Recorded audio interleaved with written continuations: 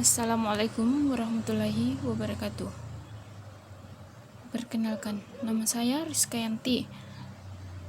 Di sini saya akan menjelaskan tentang rasio keuangan.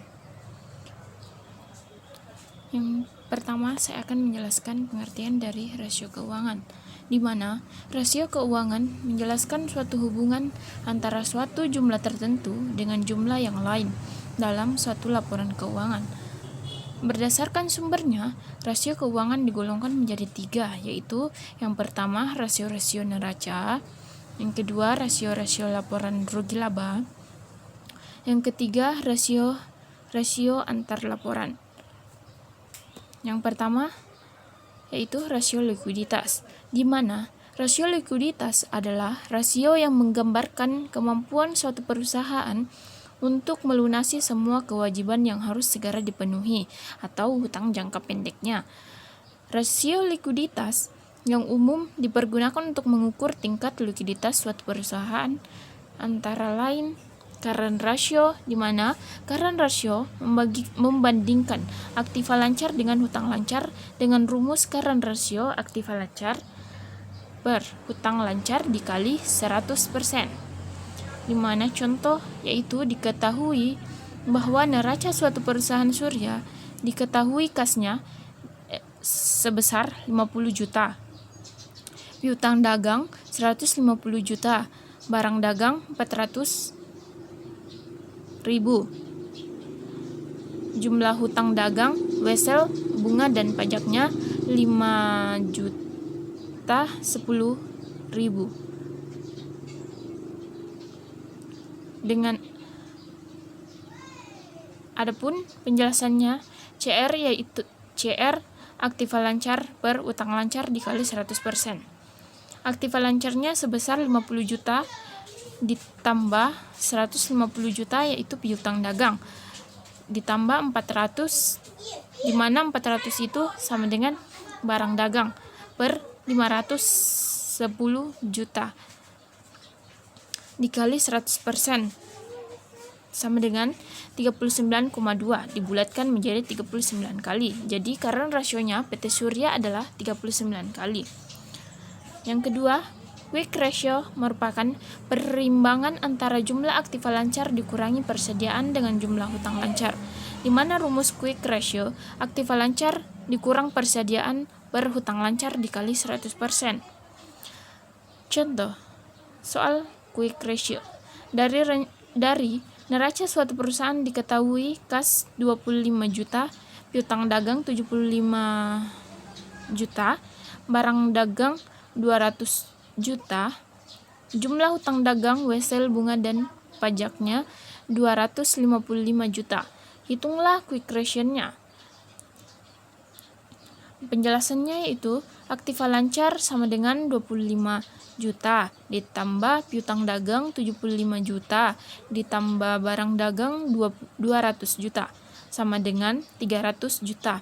Persediaan adalah barang dagangan yang tersedia untuk dijual, sedangkan barang dagang dengan jumlah 200 juta. Hutang lancar sama dengan 25 juta. Quick ratio dengan rumus aktiva lancar dikurang persediaan per hutang lancar dikali 100%.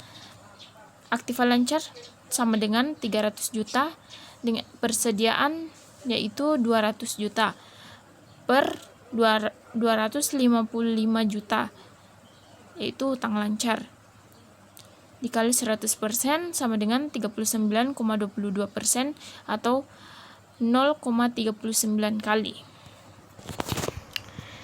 Yang ketiga, cash ratio.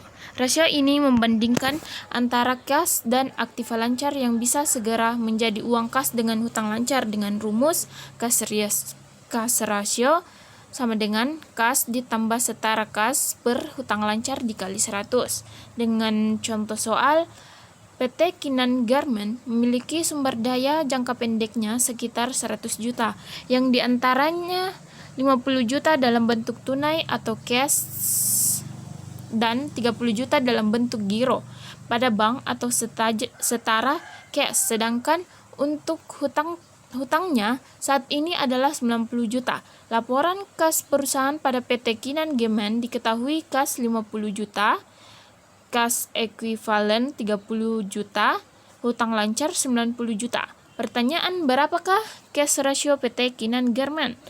Cash ratio sama dengan kas ditambah setara per hutang lancar. Sedangkan kasnya sebesar 50 juta. Setara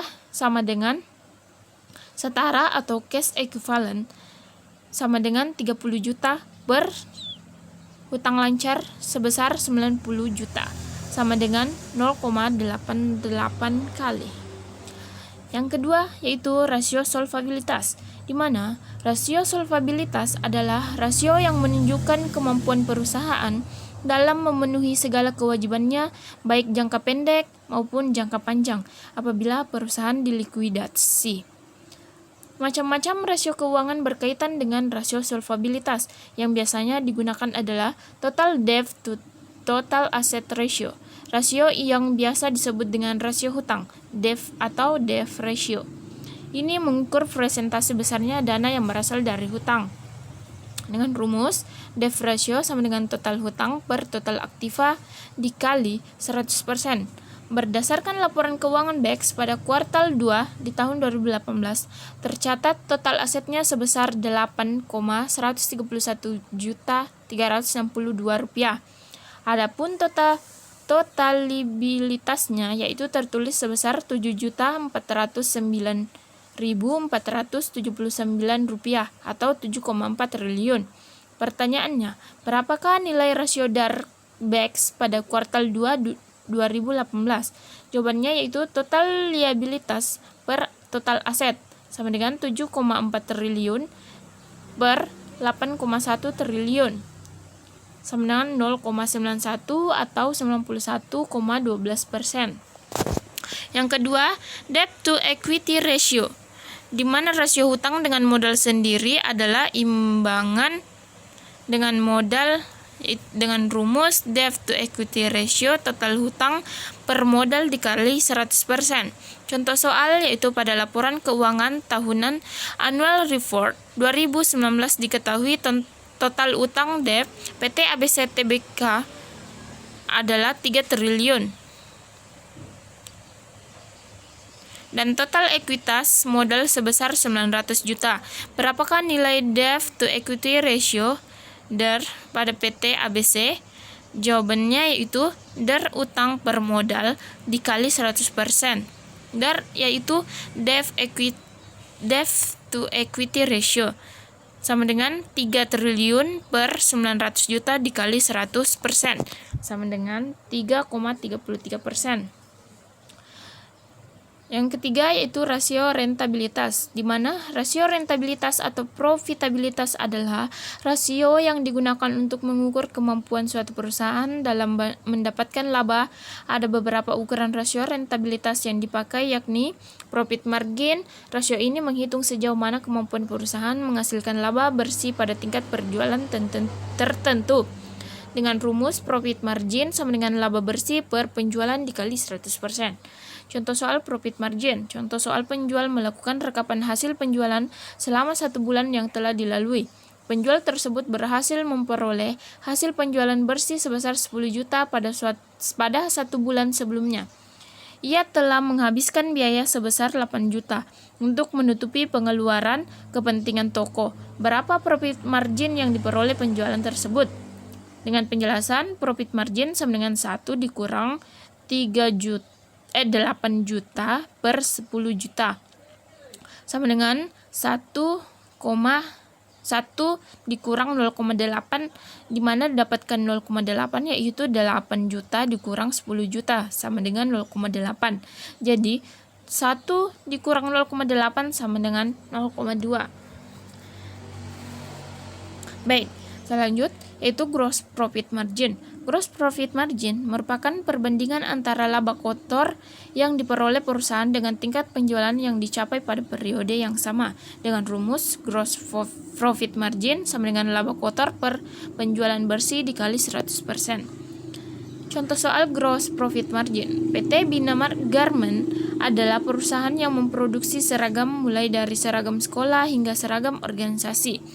Total penjualan seragam PT Bina Garment berjumlah 700 juta pada tahun 2014. Sedangkan biaya penjualan pokoknya sebesar 300 juta. Tentukanlah gross profit margin pada PT Bina Garment. Diketahui sales revenue sama dengan 700 juta. Harga pokok penjualan sebesar 300 juta. Tentukan terlebih dahulu laba kotor PT Gina Margin. Gross profit, sales revenue kurang cost of goods sold sebesar 700 juta dikurang 300 juta sama dengan 400 juta. Jadi hasil dari laba kotornya yaitu sebesar 400 juta. Gross profit margin sama dengan gross profit dikurang sales revenue. Gross profit sebesar 400 juta dikurang 700 juta sama dengan 0,57%. Net profit margin atau margin laba bersih digunakan untuk mengukur rupiah laba bersih yang dihasilkan oleh setiap 1 rupiah penjualan dan mengukur seluruh efisien baik produksi, administrasi, pemasaran, pendanaan, penentuan harga maupun manajemen pajak. Dengan rumus net profit margin sama dengan laba bersih setelah pajak dikurang penjualan bersih dikali 100%. Contoh soal net profit margin pada 25 April 2018, PT Livo Cikarang merilis laporan keuangan kuartal pertamanya yakni kuartal 1 pada tahun 2018 di mana laba bersih yang dihasilkan adalah sebesar 8,8 miliar dan adapun pendapatannya sebesar 319,7 miliar.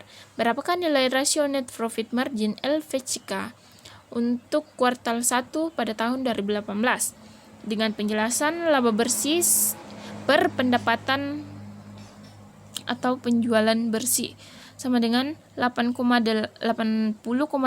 miliar per 319,7 miliar sama dengan 25,27%.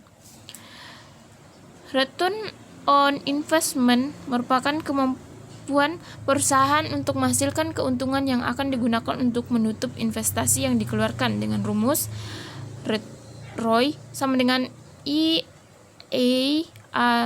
sama dengan investasi dikali 100%. Contoh soal perusahaan ABC melakukan investasi 10 juta ke PT XYZ. Dari penanaman investasi tersebut perusahaan ABC mendapat 115 juta. Jawaban ROI sama dengan 15 juta dikurang 10 juta per 10 juta dikali 100% sama dengan 50%. Keempat yaitu return on asset.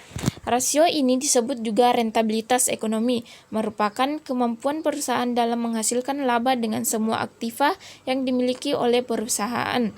Dengan rumus return on asset sama dengan EBIT per total aktiva dikali 100% dengan contoh soal berdasarkan laporan keuangan per tanggal 31 bulan 12 2017. Laba bersih atau net income PT Waskita Karya Persero adalah 1,713 triliun, sedangkan total asetnya ialah sebanyak 61,433 triliun. Berapakah jumlah return on asset, tingkat pengembalian aset PT Waskita Karya Persero? Dengan penjelasan return on asset laba bersih setelah pajak per total aset dalam kurung rata-rata total aset sama dengan 1,713 triliun per 61,433 triliun sama dengan 2,79%. Yang keempat, rasio aktivitas, di mana rasio aktivitas adalah rasio yang mengukur seberapa efektif perusahaan dalam memanfaatkan semua sumber daya yang ada padanya. Beberapa rasio aktivitas yang digunakan yaitu perputaran piutang. Rasio ini mengukur beberapa kali secara rata-rata piutang yang dikumpulkan dalam 1 tahun dengan rumus perputaran piutang sama dengan penjualan bersih per rata-rata piutang dagang. Dengan contoh soal perputaran piutang, pada tanggal 26 April 2017, LPVF merilis laporan keuangannya untuk kinerja pada kuartal 1 pada tahun 2017. Adapun piutang usaha LPVF saat ini adalah sebesar 46,167 juta triliun.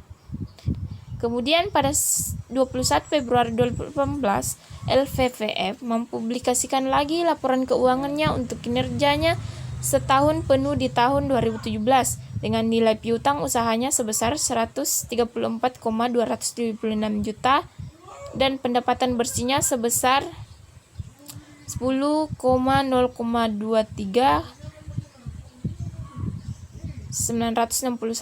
triliun. Pertanyaan, berapakah nilai RTO LPVF tahun 2017 dengan penjelasan penjualan kredit per piutang usaha rata-rata 10,023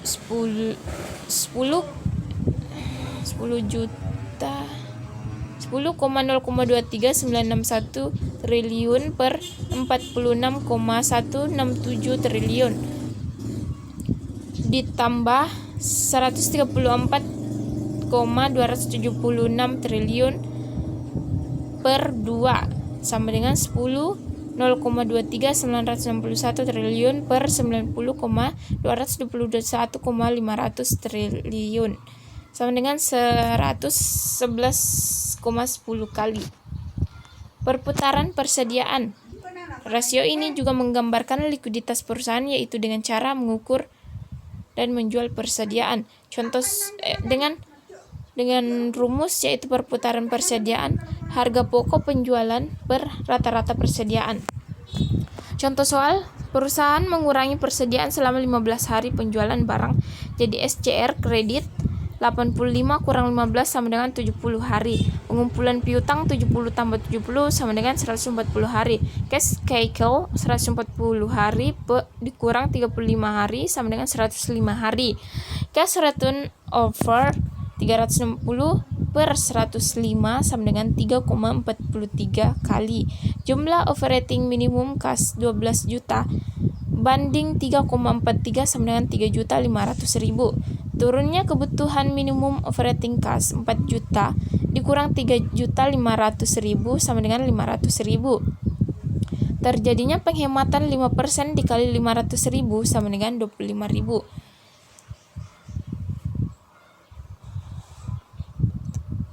Perputaran aktiva tetap. Rasio ini mengukur sejauh mana kemampuan perusahaan menghasilkan penjualan berdasarkan aktiva tetap yang dimiliki perusahaan dengan rumus perputaran aktiva tetap sama dengan penjualan per aktiva tetap. Contoh soal yaitu sebuah perusahaan bergerak di bidang manufacturing makanan kaleng ingin mengajukan permohonan peminjaman uang dari bank. Di tahun 2017, perusahaan tersebut memiliki penjualan bersih sebesar 200 juta. Dengan jumlah aset tetap, aktiva tetap yang dimilikinya sebesar 150 juta, berapakah rasio perputaran aset tetap perusahaan tersebut? Diketahui, penjualan bersih sebesar 200 juta. Jumlah aset tetap 150 juta, rasio perputaran aset tetap sama dengan penjualan bersih per aset tetap. Rasio perputaran aset tetap sama dengan 200 juta per 150 juta, rasio perputaran aset tetap sama dengan 1,33. Sekian dari saya, kurang dan lebihnya mohon dimaafkan. Saya akhir dengan Assalamualaikum warahmatullahi wabarakatuh.